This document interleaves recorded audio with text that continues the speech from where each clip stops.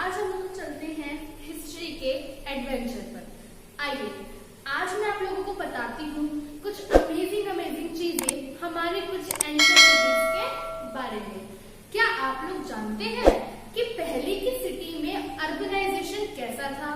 क्या आप लोगों ने कभी देखा है कि पहले के जमाने में गुड्स का बिजनेस, गुड्स का ट्रेड कैसा होता था? क्या आपको पता है कि पहले के फैक्टर्स कैसे होते थे? आइए मैं मुस्कान, आइए मैं आज आप लोगों को बताती हूँ कुछ अमेजिंग एस्पेक्ट्स। हमारा हिस्ट्री का chapter 2 writing and city life. आज हम इस चैप्टर में पढ़ेंगे टॉपिक अर्बनाइजेशन। अब अर्बनाइजेशन का मतलब तो आप सबको पता ही होगा। अर्बनाइजेशन का मतलब होता है शहरीकरण। यानी कि आज हम लोग इस वीडियो के अंदर डिस्कस करेंगे कि मेसोपोटामिया जो सबसे पहली सिटी थी उसका अर्बनाइजेशन कैसा था, उसका शहरीकरण कैसा था। अब दोस्तों देखिए, अर्बनाइजेशन के अंदर हमारे बहुत सारे एस्पेक्ट्स आते हैं। ट्रेड आता है, कॉमर्स आता है, लेबर आता है, सो ऑन, बहुत सारी चीजें आती है। तो आज उन्हीं चीजों को नजर करते हुए आज हम अपने इस टॉपिक को पढ़ेंगे। सो दोस्तों, इस वीडियो को लाइक एंड शेयर करना ना भूलिए। अगर आपको सारे टॉपिक समझ में आ रहे हैं तो इस वीडियो को जरूर लाइक कीजिए। और हाँ, अगर आपने पहले की वीडियो नहीं देखी है तो जाइए सबसे पहले उस वीडियो को समझिए और उसको भी like and share and channel को भी सब्सक्राइब करिए। देखिए टॉपिक अर्बनाइजेशन। अर्बनाइजेशन को 2 पार्ट्स में डिवाइड करा गया है। पहला है सिटीज एंड टाउन्स, यानी कि सिटी और टाउन। दूसरा है social organisation in place. Cities and town से हमारा मतलब है कि मेसोपोटामिया जो हमारी सबसे पहली सिटी थी उसके टाउन्स कैसे थे, उसमें इकोनॉमी कैसी थी, इकोनॉमी में काम कैसे होता था, कैसे उसको रूलर से बदल के अर्बनाइजेशन में चेंज कर दिया था। नेक्स्ट टॉपिक में हम पढ़ेंगे सोशल ऑर्गेनाइजेशन इन प्लेस, यानी कि मेसोपोटामिया एक सिटी है, एक प्लेस है, तो वहां पे चीजों को ऑर्गेनाइज कौन करता था और वहां पे चीजें कैसे ऑर्गेनाइज होती थी। आइए स्टूडेंट्स इनको डिटेल में पढ़ते हैं। Mesopotamia civilisation based on definite plan. जो मेसोपोटामिया की सिविलाइजेशन थी, सिविलाइजेशन किसकी होती है? सिविलाइजेशन ह्यूमंस की होती है। तो जो वहाँ इंसानों का जो समूह था, जो सिविलाइजेशन थी, उनकी लाइफ डिपेंड करती थी एक डेफिनेट प्लान पे। वहां के कई सरकार ने या फिर वहां के अथॉरिटीज ने लोगों की जिंदगी को जीने के लिए कुछ प्लान बना रखे थे कि मेसोपोटामिया के लोग इस तरीके से लाइफ को जिएंगे, यहाँ पे ये वाले गुड्स एक्सपोर्ट होंगे और वहां पे वो वाले गुड्स इंपोर्ट होंगे। दूसरा, cities and towns are developed when an economy develop its pairs. देखिए, जब तक किसी देश की इकोनॉमी, अर्थव्यवस्था नहीं बढ़ेगी तब तक उस देश के सिटीज एंड टाउन्स कैसे बढ़ सकते हैं? जब तक उस देश की अर्थव्यवस्था मजबूत नहीं होगी, ऊंचे हाई लेवल पे नहीं पहुंचेगी, तब तक उस देश का न्यायकरण नहीं हो सकता है, तब तक वो देश आगे नहीं जा सकता है। Cities and towns are developed when an economy develop its pairs.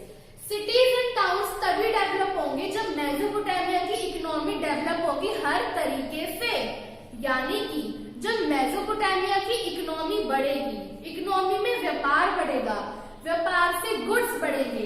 अगर हम व्यापार करेंगे तो हम उन्हीं गुड्स का व्यापार करेंगे जिन गुड्स का हमें करना है।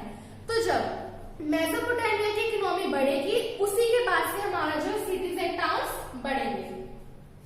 Other than food production, that became an advantage for people to cluster in town. और जब इकोनॉमी के अंदर सिटीज एंड टाउन्स बढ़ेंगे तब लोगों को घूमने की आवाजाही मिलेगी, वो इजीली टाउन्स में क्लस्टर कर पाएंगे, अपना बिजनेस कर पाएंगे। जब तक सिटीज एंड टाउन्स डेवलप नहीं होंगे, लोग सिर्फ विलेजेस तक सीमित रह जाएंगे। Next, urban economic comprises trade, manufacturing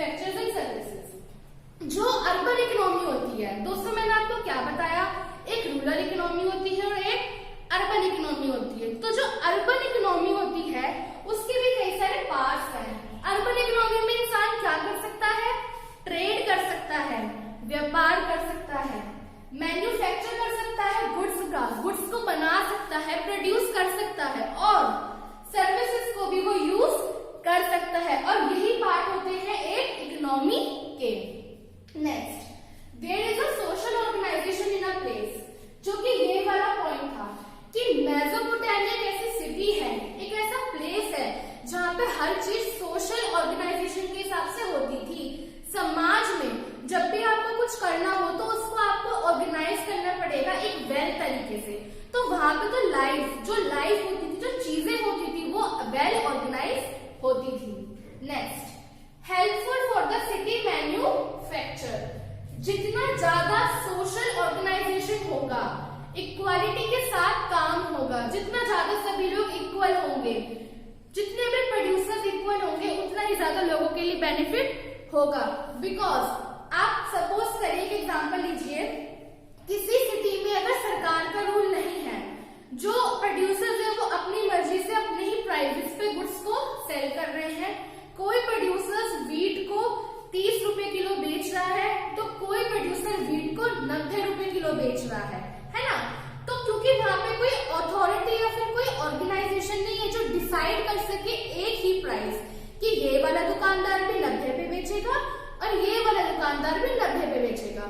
तो इसी सब चीजों को देखते हुए वहां पे अथॉरिटीज लाई, उसको ऑर्गेनाइज करा गया ताकि वो सिटी के मैन्युफैक्चरर्स के लिए हेल्पफुल हो, सब इक्वालिटी के साथ काम करें। The division of labour is a mark of urban life. अब दोस्तों एक इंटरेस्टिंग बात सुनिए, आपने लेबर तो सुना ही होगा क्या होता है। जी हाँ, लेबर होते हैं जो काम करते हैं डेली वेजेस पे या फिर मंथली और वीकली वेजेस पे। तो इसमें क्या कहना चाह रहा है कि मेसोपोटामिया की सिटी के टाइम पे जो लेबर्स होते थे उनका भी डिवीजन होता था। यानी कि हम एक एग्जांपल लेते हैं एक घर का, एक इमारत का। हमें एक इमारत खड़ी करनी है, उस इमारत को खड़ी करने के लिए कुछ लोग सीमेंट का काम करेंगे, कुछ लोग ईंट लगाने का काम करेंगे और कुछ लोग पेंट करेंगे, कुछ लोग उस पे टाइल्स लगाएंगे। तो उसी को बोलते हैं डिवीजन ऑफ लेबर। जैसा लेबर जो काम कर रहा है उसको उसके नाम से डिनोट करेंगे।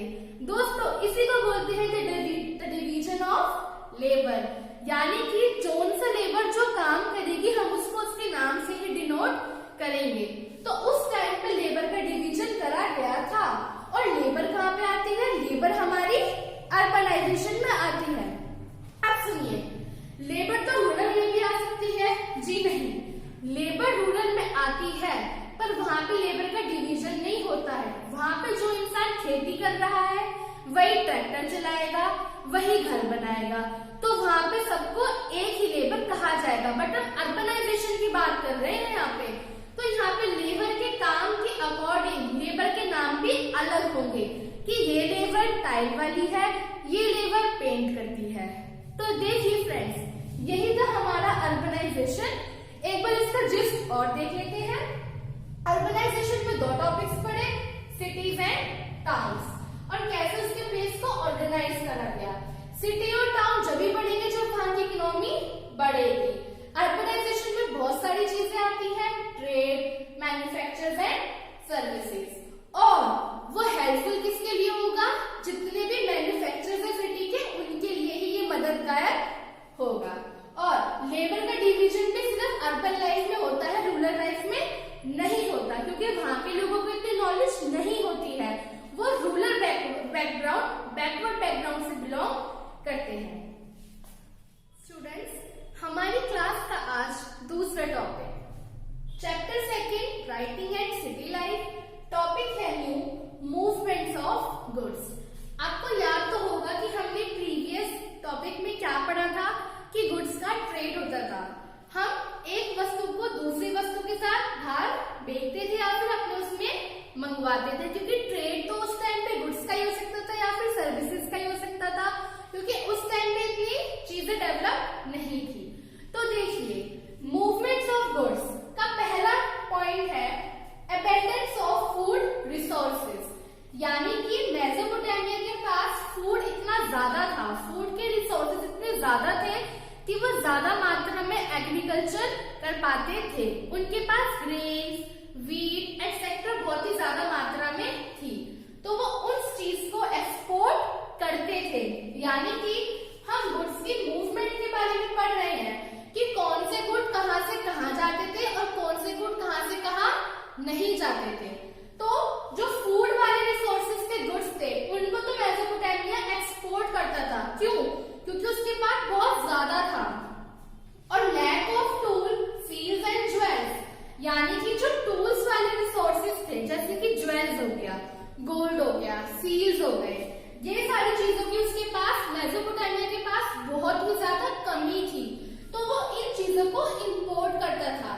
यानी मेसोपोटामिया की सिटी का मूवमेंट कैसा होता था गुड्स का, जो फूड वाले गुड्स थे वो तो वो एक्सपोर्ट करता था, और जो उसके पास नहीं था ज्यादा क्वांटिटी में, लैक ऑफ टूल्स, उनको वो इंपोर्ट करता था। यानी कि बाहर की कंट्रीज, बाहर की सिटी, आसपास के टाउन से, विलेजेस से उनको अपने उसमें मंगवाता था।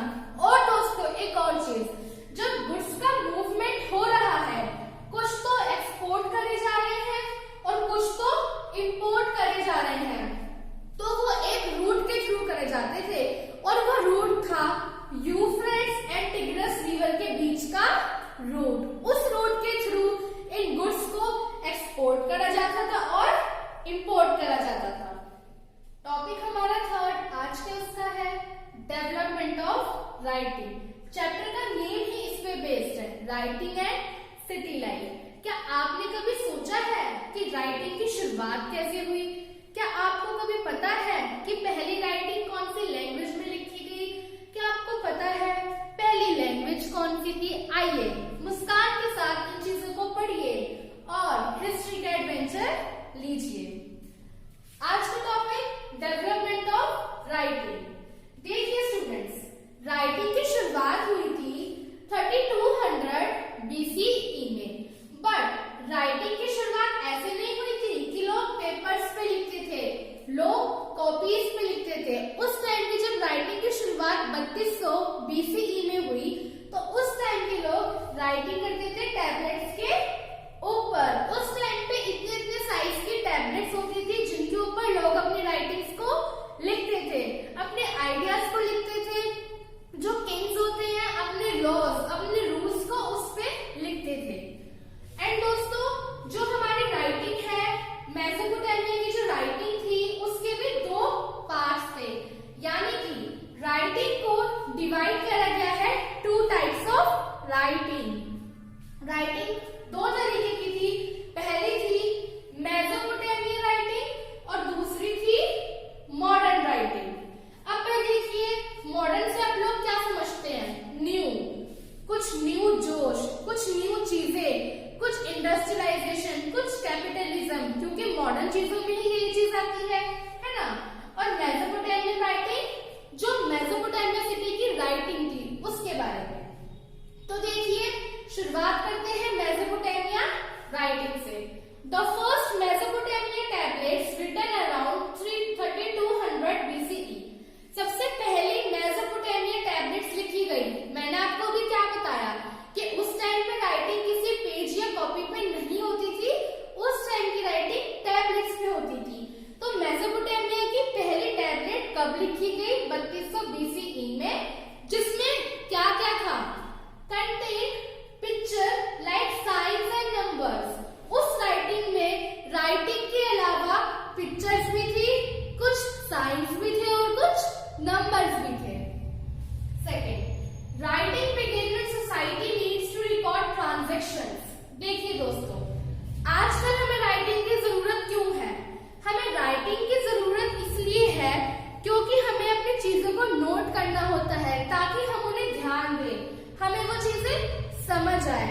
तो स्टूडेंट्स देखिए, उस टाइम के जमाने में तो इतनी पढ़ाई डेवलप नहीं हुई थी। उस टाइम के लोगों के पास तो इतनी बुक्स भी नहीं थी कि भाई उनके पास इंग्लिश की बुक हो, उन्हें इंग्लिश लिखनी है, फिर याद करनी है, हिंदी याद करनी है, हिंदी लिखनी है। तो उस टाइम के लोगों को राइटिंग की जरूरत क्यों पड़ी? ऐसी क्या वजह थी कि उनको राइटिंग डेवलप करनी पड़ी, राइटिंग एक नाम निकालना पड़ा? क्या नीड आ गई थी उस टाइम के लोगों के लिए? तो देखिए, writing begin when society needs to record transactions.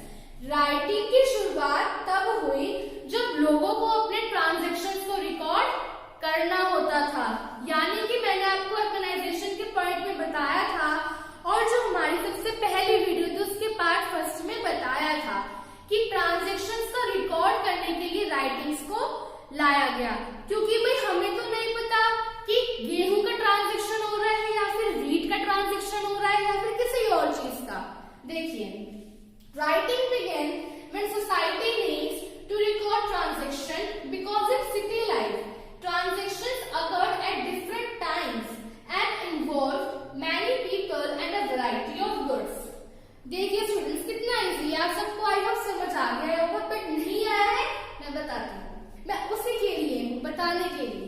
देखिए, राइटिंग की शुरुआत इसलिए हुई क्योंकि जो जितने भी ट्रांजेक्शन्स थे उनको रिकॉर्ड करना था। भाई अब एक इंसान कंप्यूटर तो नहीं हो सकता कि उससे सारे ट्रांजेक्शन्स का रिकॉर्ड अपने दिमाग में बिठा ले, है ना, क्योंकि उस टाइम पे भी करप्शन होता था, कुछ गलत चीजें होती थी, कुछ बैड इवेंट्स थे सोसाइटी के उस टाइम पे भी, है ना। तो उन सब चीजों को मद्देनजर रखते हुए उन लोगों ने क्या सोचा कि भाई हमें अपने रिकॉर्ड्स को, जितने भी ट्रांजेक्शन हो रहे हैं, चाहे मॉनेटरी ट्रांजेक्शन हो यानी कि पैसों का ट्रांजेक्शन हो, चाहे गुड्स का ट्रांजेक्शन हो, या फिर चाहे सर्विसेज का ट्रांजेक्शन हो, उन सब चीजों को रिकॉर्ड करने के लिए हमें राइटिंग को डेवलप करना पड़ेगा, क्योंकि अगर वो चीजें एक जगह रिकॉर्ड हो रखी होंगी तो हमें पता होगा कि कौन सी चीज कहाँ गई। और देखिए क्यों, क्योंकि हम नहीं जानते कि कौन से टाइम पे कितने सारे लोगों ने क्या चीज खरीदी, कौन से टाइम पे किस राजा ने अपने गुड्स को दूसरी कंट्री में बेचा, कौन से टाइम पे गेहूं एक सिटी से 3 सिटीज में कैसे गया। तो इन्हीं सब चीजों को रिकॉर्ड करने के लिए हमने राइटिंग को डेवलप करा, क्योंकि हमें नहीं पता कि एक टाइम पे कितने गुड्स का ट्रांजेक्शन करा जा रहा है, क्योंकि भाई गुड्स भी तो एक प्रकार के नहीं होते हैं, गुड्स भी कई सारे होते हैं। गेहूं हो गया, वीट हो गया, ग्रेन हो गया, और आपकी नील की खेती करी जाती है वो हो गया, बाजरा हो गया, चिड़वा हो गया, सो ऑन। तो इन सारी चीजों को रिकॉर्ड करने के लिए हमने राइटिंग की शुरुआत करी। ये तो थी हमारी मेसोपोटामिया राइटिंग, जिसमें हमने पढ़ा कि सबसे पहले टैबलेट की शुरुआत हुई 3200 BCE में, जिसमें राइटिंग के साथ साथ क्या था दोस्तों, पिक्चर थी, साइंस था एंड नंबर्स थे। दूसरा हमने देखा कि जब राइटिंग की शुरुआत हुई तो वो क्यों हुई, ऐसा क्या पर्पस था। तो हमने क्या पढ़ा कि राइटिंग की शुरुआत इसलिए हुई थी क्योंकि हमें रिकॉर्ड्स को, ट्रांजेक्शन को रिकॉर्ड्स रखना था, ताकि आगे कुछ गड़बड़ी ना हो ट्रेड में। दूसरी टाइप की राइटिंग है हमारी मॉडर्न राइटिंग। मॉडर्न राइटिंग देखिए क्या थी। The greatest legacy of Mesopotamia to the world is the scholarly tradition of time recording and mathematics calendar. क्या कभी आप लोगों ने सोचा है राइटिंग में सिर्फ इंग्लिश की राइटिंग, हिंदी की राइटिंग, संस्कृत की राइटिंग आती है? क्या आप लोगों ने कभी सोचा है कि राइटिंग में तो हम मैथ्स भी लिखते हैं, राइटिंग में तो हम कैलेंडर भी होता है, राइटिंग में नंबर्स में, डेट्स में, डेज में। और क्या कभी किसी ने सोचा कि कैलेंडर का आविष्कार कैसे हुआ, कैलेंडर कैसे आया, संडे, मंडे, ट्यूसडे, वेडनेसडे, इनको कौन लाया?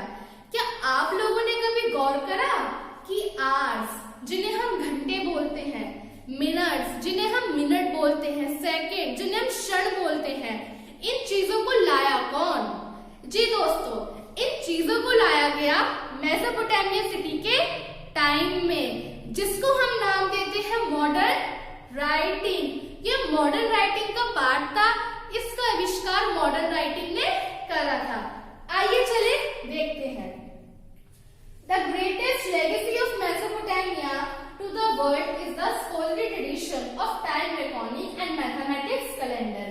यानी कि मॉडर्न राइटिंग में लोगों ने क्या सोचा कि भाई हमें टाइम को तो रिकॉर्ड करना पड़ेगा, जो हम कैलकुलेशन करते हैं कि भाई इतना अनाज गया, इतना रुपए का गया, तो उसको करने के लिए हमें कुछ दिमाग में मैथमेटिक्स लाना पड़ेगा। तो मैथमेटिक्स और टाइम को ध्यान रखने का कि भाई आज छठा महीना है, आज 7वां महीना है, आज वीरवार है, या फिर अब 3 घंटे हो गए, इन सब चीजों को मद्देनजर रखते हुए या फिर इन चीजों को ध्यान में रखने के लिए मॉडर्न राइटिंग का आविष्कार हुआ। देखिए कैलेंडर, कैलेंडर को कैसे डिवाइड करा गया? डिवीजन ऑफ ईयर, ईयर को डिवाइड करा गया 12 मंथ्स में, क्योंकि एक साल में 12 महीने होते हैं। यही पहली शुरुआत थी, मॉडर्न राइटिंग की पहली शुरुआत थी, जो कैलेंडर और मैथमेटिक्स को लाया इस दुनिया के अंदर। Division of year into 12 months, यानी कि एक साल को बांटा गया 12 महीनों में। Division of months into weeks, एक महीने को बांटा गया वीक्स में, हफ्तों में। Division of weeks into days, एक हफ्ते को बांटा गया 7 दिनों में। Division of days into hours, और एक दिन को बांटा गया कई सारे घंटों में। और कितने घंटे होते हैं एक दिन में? 24 hours. Division of hours into 60 minutes, और उन घंटों में कितने मिनट्स होते हैं? एक घंटे में 60 मिनट होते हैं, तो उन घंटों को बांटा गया 60 मिनट में। इसी पैटर्न से कैलेंडर की शुरुआत हुई। दूसरा, मैथमेटिक्स। मैथमेटिक्स में पहले आई टैबलेट्स, जो कि शुरुआत हुई थी राइटिंग की, जिससे टैबलेट्स राइटिंग कब शुरू हुई थी? 3200 BCE में। तो मैथमेटिक्स की भी कुछ टैबलेट्स आई। दूसरा आया स्क्वायर रूट। आजकल आप लोग अपने मैथ्स में पढ़ते हैं या फिर काफी समय से पढ़ते आ रहे हैं। 2 का स्क्वायर क्या होता है? 4, 3 का स्क्वायर 9, 4 का स्क्वायर 16। तो स्क्वायर रूट की शुरुआत उस टाइम से हुई। Tablets of compound interest, CP। Compound interest आपने पढ़ा ही होगा अपनी मैथ्स की क्लासेस में, and that is very interesting topic. उसकी कैलकुलेशन भी बहुत मजेदार होती है। उसमें कंपाउंड इंटरेस्ट की शुरुआत कब हुई? इसी फेज में हुई। दूसरा, problem regarding the field of area, जो आज आप लोग करते हो अपने मेंसुरेशन के चैप्टर में या फिर मेजरमेंट के चैप्टर में। Area of perimeter, area of length, perimeter of rectangle, area of square. तो इन चीजों की शुरुआत कहां से हुई? यहीं से।